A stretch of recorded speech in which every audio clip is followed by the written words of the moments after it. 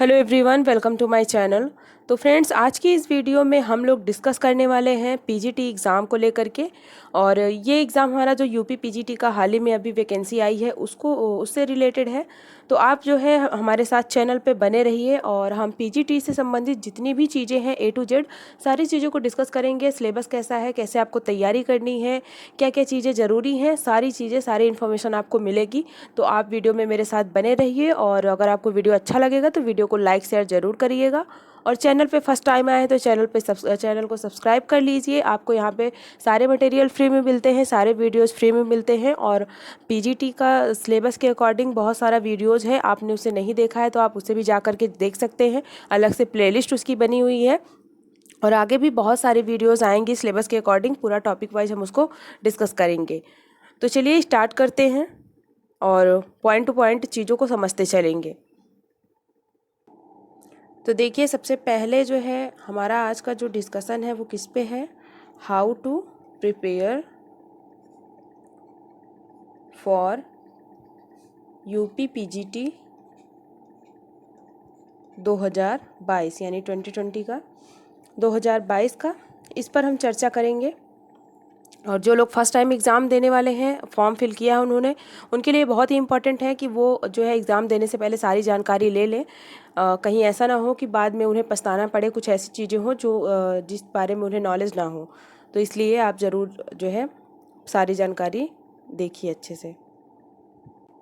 तो देखिए, कोई भी एग्ज़ाम जो है ये पीजीटी का अगर देने वाला है, या बहुत लोग जो फर्स्ट टाइम देते हैं, जिनको बहुत सारे लोग ऐसे हैं जिनको बिल्कुल कुछ भी नहीं पता होता इसके बारे में, वो जो है पर्सनल मैसेज करके मुझसे पूछते हैं। तो ये वीडियो खास करके ऐसे लोगों के लिए है जिनको कोई भी नॉलेज नहीं है और जिनको सारी जानकारी है। तो आप जो है वीडियो देखिए या ना देखिए, वो आपके ऊपर है। तो जिनको कुछ भी नहीं पता है, ये उनके लिए है। तो देखिए, जो है सबसे पहले पीजीटी जो है ये होता क्या है, इसका फुल फॉर्म क्या है। बहुत लोगों को तो फुल फॉर्म भी नहीं पता होता है। तो पीजीटी जो होता है ये इसका फुल फॉर्म होता है पोस्ट ग्रेजुएट टीचर। तो इसका फुल फॉर्म होता है पोस्ट ग्रेजुएट टीचर। यानी आपने अगर पीजी यानी पोस्ट ग्रेजुएशन आपने कंप्लीट किया है, जिसे हम एमए भी बोलते हैं, एमए या पीजी आपने कंप्लीट किया है, तो आप एलिजिबल हैं ये एग्ज़ाम देने के लिए। आगे हम और भी सारी चीज़ों के बारे में चर्चा करेंगे। तो इसका फुल फॉर्म जो होता है वो होता है पीजीटी यानी पोस्ट ग्रेजुएट टीचर। इसका क्या मतलब है कि अगर आपने पीजी किया है, एमए आपका कंप्लीट हो गया है, तो आप जो है ये एग्ज़ाम देने के लिए मतलब एलिजिबल हैं, आप दे सकते हैं। और इसके ज़रिए जो टीचर होते हैं वो जो है इंटर कॉलेज तक के बच्चों को पढ़ाते हैं। इंटर कॉलेज तक यानी 12th तक के बच्चों को वो पढ़ाते हैं और टीचर बनते हैं। आगे हम बात करें इसकी योग्यता की, यानी कौन कौन से लोग ये जो है एग्ज़ाम दे सकते हैं, कौन कौन से लोग फॉर्म अप्लाई कर सकते हैं। तो इसके लिए आपका पीजी कंपलसरी है, यानी आपका एमए जो है कंप्लीट होना चाहिए और 55 मार्क्स आपका होना चाहिए, तब आप जो है ये एग्ज़ाम एलिजिबल हैं देने के लिए। और इसके अलावा अगर आपका बीएड है तो और भी अच्छा है। और बीएड अभी कंपलसरी तो नहीं है, लेकिन अगर बीएड है तो और भी अच्छा है, उसके लिए आपको अलग से बेनिफिट मिलता है। तो ये हो गया योग्यता की बात, यानी आप एलिजिबल हैं या नहीं हैं, कौन से लोग एग्ज़ाम दे सकते हैं, कौन लोग नहीं दे सकते हैं। उसके बाद देखिए फिर इस एग्ज़ाम का प्रोसेस क्या होता है, यानी इसमें कौन कौन से प्रोसेस होते हैं। केवल रिटर्न होता है या इंटरव्यू भी होता है, बहुत से लोग ये भी क्वेश्चन पूछते हैं। तो देखिए, इसका जो प्रोसेस है, सबसे पहला जो है तो इसमें रिटर्न होता है। जो हमारा रिटर्न होता है वो होता है objective type question. Objective type question होता है, यानी एक क्वेश्चन जो होता है उसमें 4 ऑप्शन दिए हुए होते हैं और आपको जो है टिक करना होता है। तो ऑब्जेक्टिव टाइप इसमें क्वेश्चन आते हैं। और इसके बाद जो है रिटन एग्ज़ाम होता है, वो होता है हमारा 125 क्वेश्चन आते हैं। इसमें आपको 125 क्वेश्चन देखने को मिलेंगे। और ये हमारे होते हैं जो क्वेश्चन ओनली सब्जेक्ट, यानी आपका जो पीजी में सब्जेक्ट है केवल उसी से पूछा जाएगा, उसी से सारे क्वेश्चन होंगे, केवल और केवल सब्जेक्ट से क्वेश्चन। फिर आगे देखिए, जब आप रिटन देते हैं एग्ज़ाम, उसके बाद अगर आप रिटन में क्वालिफाई हो जाते हैं तो उसके बाद आती है इंटरव्यू की बारी। यानी जो सेकेंड प्रोसेस होता है वो क्या होता है, वो होता है इंटरव्यू। सेकेंड प्रोसेस होता है इंटरव्यू। इंटरव्यू में क्या होता है, इंटरव्यू जो होता है वो होता है 50 मार्क्स का, और इसमें आपको जो है आपसे क्या पूछा जाता है, तो इसमें आपकी पर्सनैलिटी से रिलेटेड क्वेश्चन पूछा जाता है, यानी आपके पर्सनैलिटी टेस्ट लिया जाता है।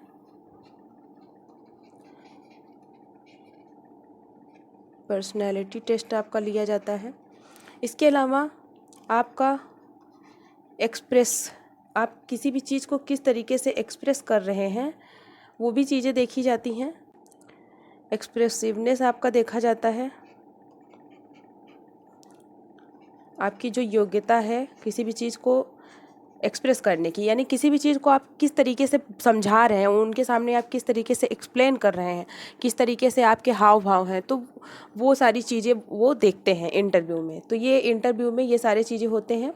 और यूपी पीजीटी है तो यूपी से रिलेटेड भी चीज़ें पूछी जाती हैं, वो आपसे जनरल नॉलेज पूछेंगे यूपी के संबंध में। यानी जो यूपी राज्य है उत्तर प्रदेश से उत्तर प्रदेश विशेष आपसे पूछ सकते हैं।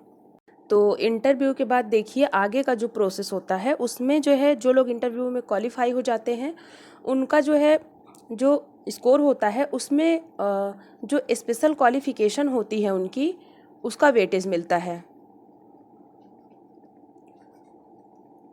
स्पेशल क्वालिफ़िकेशन यानी आपने बीएड किया हो या फिर एमएड किया हो या आपने पीएचडी की हो और या फिर कोई भी स्पोर्ट्स में नेशनल लेवल आप जो है खेले हों, तो इन सारी चीज़ों का आपको जो है प्रॉफिट मिलता है 5% या 10% का।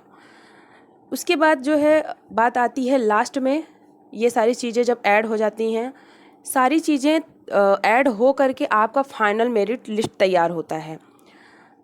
और सबसे लास्ट जो होता है वो होता है डॉक्यूमेंट का आपका वेरिफिकेशन।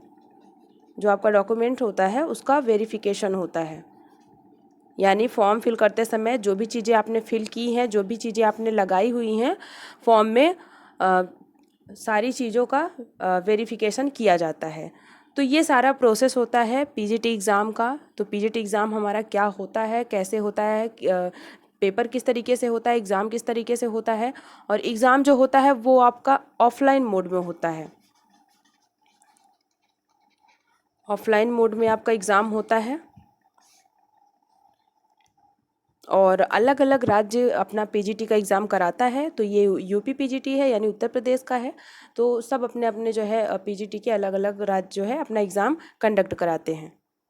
अब हम आगे बात करते हैं कि किस तरीके से हम तैयारी करें, जो कि हमारा मेन पॉइंट है कि अगर मान लीजिए आपने फॉर्म भी फिल कर दिया है, सारी चीज़ें आपने कर दी हैं और एग्ज़ाम आने वाला है, तो उसके लिए आप किस तरीके से तैयारी करें। कुछ लोग होते हैं सिलेबस के अकॉर्डिंग नहीं पढ़ते हैं, मतलब जहाँ से उन्हें जो भी चीज़ें मिलती हैं वो उसको रटना शुरू कर देते हैं, पढ़ना शुरू कर देते हैं। लेकिन ऐसे नहीं करना चाहिए, क्योंकि ज़रूरी नहीं है कि मतलब जो चीज़ें आप पढ़ रहे हैं वो एग्ज़ाम में आए ही। तो एग्ज़ाम जो हमारा पीजीटी का है, इसको जो है आपको इसकी किस तरीके से तैयारी करनी चाहिए उसके बारे में हम देखेंगे। तो सबसे देखिए पहली चीज़ जो होनी चाहिए वो होनी चाहिए मोस्ट इम्पॉर्टेंट जो चीज़ होनी चाहिए वो होना चाहिए सिलेबस। जो हमारा पीजीटी का जो सिलेबस है आप इसको ज़रूर देखिए और इसको फ़ोन में मत देखिए, इसका आप जो है प्रिंट आउट निकलवा करके आप अपने सामने रखिए या फिर आप दीवार पे कहीं चिपका दीजिए। तो इसका सबसे इम्पॉर्टेंट चीज़ है कि सिलेबस आपके आँख के सामने होना चाहिए। और इस एग्ज़ाम की बात की जाए तो इस एग्ज़ाम में आपको सिलेबस से बाहर का नहीं पूछता है, 100% जो है सिलेबस के अंदर से ही पूछता है। कुछ लोगों ने अभी उस दिन पूछा था कि मैम कहाँ से क्वेश्चन आते हैं, तो सिलेबस के अंदर से ही सारे क्वेश्चन आते हैं। तो आपको सिलेबस को बहुत ही अच्छे से पढ़ना है। उसके बाद जो है देखिए नंबर 1 हमारा हो गया सिलेबस आपको एकदम अच्छे से देखना है कि कौन कौन से टॉपिक हैं और टॉपिक वाइज आपको पूरा देखना है। उसके बाद सेकंड चीज़ जो होगा, सेकंड चीज़ आपको क्या करना है, सेकंड चीज़ आपको करना है कंप्लीट नोट्स।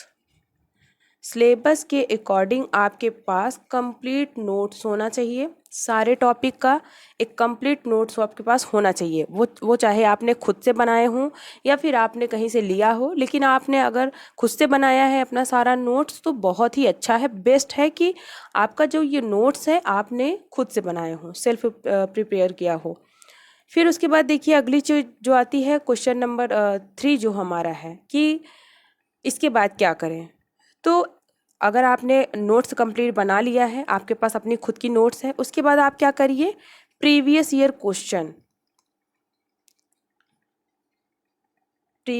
क्वेश्चन पेपर आप उठाइए और उसको पूरा सॉल्व कीजिए।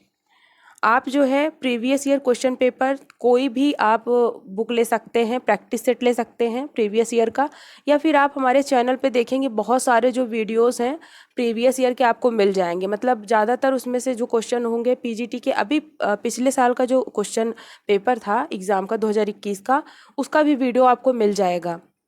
तो आप जा कर के देख सकते हैं कि किस तरीके से एग्ज़ाम हुआ था पिछली बार और कैसा पेपर आया था। तो आप प्रीवियस ईयर क्वेश्चन को ज़रूर सॉल्व कीजिए और सारे क्वेश्चन को सॉल्व कीजिए, क्योंकि बहुत ज़्यादा क्वेश्चन रिपीटेड होते हैं। तो इसको आप बिल्कुल मिस नहीं कर सकते हैं, बहुत ही इम्पॉर्टेंट, वेरी इम्पॉर्टेंट है ये। फिर देखिए इसके बाद आपको क्या करना है, नंबर 4 पे प्रैक्टिस सेट। प्रीवियस ईयर आपने लगा लिया सारा, उसके बाद आप प्रैक्टिस सेट स्टार्ट कर दीजिए। आपको मतलब जितने भी क्वेश्चन आपको मिले उनका प्रैक्टिस सेट लगाना है। तो अगर हम डेली जो है वीडियोस अपलोड करते हैं, प्रैक्टिस सेट जो है अपलोड करते हैं, तो आप उनको ज़रूर से ज़रूर सॉल्व करिए। और अगर 20 क्वेश्चन है, 40 क्वेश्चन है, आप उसमें से अपना स्कोर ज़रूर काउंट करिए कि आपने इतने क्वेश्चन में से कितने क्वेश्चन सही किए। ये बहुत ही ज़्यादा ज़रूरी है, इससे आपको पता चलेगा कि आपकी कितनी तैयारी हुई है। फिर उसके बाद आपको क्या करना है, 5वीं चीज़ आपको क्या करनी है कि बुक्स के जो नाम होते हैं, बुक्स के नाम हो गया, कॉन्सेप्ट हो गए, और जो अलग अलग थिंकर्स के स्टेटमेंट होते हैं और जो डेफिनेशन होती हैं, तो ये सारी चीज़ें, इन सारी चीज़ों को आपको ज़रूर इन पे ध्यान देना है और इनको आपको अलग से पढ़ना ही है। आप शॉर्ट नोट्स बना लीजिए बुक्स के नाम के लिए, और जितने भी थिंकर हैं उनके केवल केवल और केवल उनके कॉन्सेप्ट के नाम लिखिए, और उन्होंने जो स्टेटमेंट बोला है किसी भी चीज़ से संबंधित आप उसे भी नोट करिए। और जो डेफिनेशन है किसी जैसे दुर्खीम है तो इन्होंने कौन कौन से डेफिनेशन दी हैं उनका आप एक अलग से शॉर्ट नोट्स बनाइए। फिर अगले नंबर पे आपको क्या करना है, लास्ट, कि वेरी शॉर्ट नोट्स, मतलब जितना भी आपने पढ़ा है उसका एकदम शॉर्ट में नोट्स बनाइए, जितना शॉर्ट में संभव हो सकता है कि केवल आप उसे समझ पाएँ, कोई अगला समझे या ना समझे। अगर आपका जो फुल नोट्स है आप उसमें से केवल और केवल, जैसे कि मान लीजिए कोई थिंकर है तो आपको उस थिंकर का सबसे पहले जितनी उसकी थ्योरी हैं उसके नाम लिखने हैं। उसके बाद क्या करना है, जितने उनके कॉन्सेप्ट हैं उसके नाम आपको लिखना है। उनके जो बुक्स हैं उसको आप ऐड कर लीजिए। उसके अलावा उनके जो कथन हैं, स्टेटमेंट जो उन्होंने कहे हैं उसको ऐड कर लीजिए। तो ये 4 चीज़ें आप ज़रूर करिए अपने शॉर्ट नोट्स में, बस यही करना है। तो ये सारी चीज़ें बहुत ही इम्पॉर्टेंट हैं। तो रही बात जो है कि मान लीजिए आप अपना खुद का नोट्स बना रहे हैं ये सारी चीज़ें, तो कुछ लोग कहेंगे कि मैम मान लीजिए कि मैटर नहीं मिले सिलेबस के अकॉर्डिंग सारे, तो कौन सी बुक से, मतलब कौन सी बुक हम ऐसी लें कि सारी चीज़ें हमें उसमें मिल जाएं। तो देखिए आपको 1-2 जो है मिल जाएंगी पतली सी बुक्स जो आती हैं मार्केट में, उनमें लेकिन बहुत ही ज़्यादा गलतियाँ होती हैं। तो आप जो है उसमें से पढ़ेंगे ज़रूर, लेकिन इतना डिटेल उसमें नहीं होता है, ना ही कोई चीज़ें मतलब बहुत ज़्यादा अच्छे से दी हुई होती हैं। तो आपको जो अपना नोट्स बनाना है वो आपको जो है, आपको चाहे जहाँ से, मतलब चाहे यूट्यूब से, चाहे गूगल से, चाहे जहाँ से, चाहे किसी भी बुक से, आपको केवल और केवल अपना टॉपिक उठाना है और उस टॉपिक से आपको मतलब जहाँ जहाँ से भी आपको इम्पॉर्टेंट चीज़ें मिले आप उसको अपने नोट्स में ऐड ऑन करिए। और अगर आपको जो है बुक्स के नाम जानने हैं तो उस पर एक अलग से वीडियो बना दूंगी, और जो भी इम्पॉर्टेंट बुक्स हैं जो आपको लेने चाहिए वो आपको ज़रूर उस वीडियो में पता चल जाएगा, तो उस वीडियो में मैं आपको बताऊंगी। तो अभी हम बुक के बारे में डिस्कस नहीं करेंगे, लेकिन जो है आप जो नोट्स बनाएंगे वो आप बुक से टॉपिक उठाइए, या फिर आपको कहीं पे वीडियोज किसी किसी के भी वीडियोस में अगर आपको टॉपिक मिल रहा है और उसमें से जो भी इम्पॉर्टेंट लाइन आपको लगे, इम्पॉर्टेंट वर्ड लगे, उन सारी चीज़ों को अपने नोट्स में अपनी भाषा में आप लिखिए। और आप किसी का भी नोट्स खरीदेंगे या फिर कहीं से आपको दूसरे का नोट्स पढ़ने का मौका मिल रहा है तो दूसरे का नोट्स आप नहीं समझ पाएंगे, और केवल पीडीएफ से भी आप नहीं समझ सकते हैं। अगर आप किसी का वीडियो भी देखते हैं तो वो जो चीज़ें समझाता है, एक्सप्लेन करता है, तभी आप उन चीज़ों को समझ पाएंगे। अगर कहीं से आपको पूरी पूरी नोट्स मिल जाती है फिर आप उसको सोचेंगे कि सिर्फ इसी को पढ़ने से मेरा पूरा काम हो जाएगा, तो नहीं, अगले का नोट्स आप नहीं समझ सकते हैं। आप उसे केवल किताब की तरफ पढ़ेंगे, और अगर किताब से ही सब पढ़ के पास हो जाते हैं तो फिर किताब और बुक तो सबके पास है, वो तो मार्केट में भरी पड़ी है, सब लोग जा कर के मतलब 20-40 किताब सब खरीद लें, उसके बाद आराम से पढ़ लें। किसी टीचर की या किसी गाइडेंस की कोई ज़रूरत नहीं है। लेकिन जब आप कोई चीज़ समझते हैं तो वो चीज़ें आपको आपके माइंड में याद रहती हैं, केवल पढ़ने से नहीं होता है, समझने से भी। और इसमें क्या है कि आपको पढ़ना भी पड़ेगा, समझना भी पड़ेगा, प्लस रटना भी पड़ेगा, याद भी आपको करना पड़ेगा। तो ये सारी चीज़ें आप करिए। आपको जो है ये मेरा खुद का एक्सपीरियंस है, अगर आपको अच्छा लगा हो तो कमेंट बॉक्स में ज़रूर बताइएगा। और आप अपना टाइम अपने हिसाब से मैनेज करिएगा, आपको कितने घंटे पढ़ना है। आप चाहे 2 घंटे पढ़ें, चाहे 10 घंटे पढ़ें, लेकिन जब भी पढ़ें आप एकदम अच्छे से अपना मन लगा के पढ़ें। और अभी समय है एग्ज़ाम में, तो अभी जो लोग तैयारी नहीं शुरू किए हैं वो अभी भी शुरू कर देंगे तब भी बहुत अच्छा है। और आप सिलेबस बहुत ज़्यादा लंबा नहीं है, मतलब लिमिटेड है, तो आप सिलेबस कवर कर लेंगे अच्छे से। और जो भी टॉपिक पे आपको जो है न मिले मटेरियल आप कमेंट बॉक्स में बताइए, मैं कोशिश करूँगी उस पर वीडियो बनाने के लिए। तो आपको ये वीडियो कैसा लगा कमेंट बॉक्स में ज़रूर बताइएगा। और अगर अभी तक आपने चैनल को सब्सक्राइब नहीं किया है तो चैनल को सब्सक्राइब कर लीजिए, और बेल आइकन प्रेस करना मत भूलिएगा, ताकि जब भी वीडियोज़ अपलोड हो तो उसका नोटिफिकेशन आपको मिलता रहे। मिलते हैं नेक्स्ट वीडियो में, आज के लिए बस इतना ही। Thank you so much.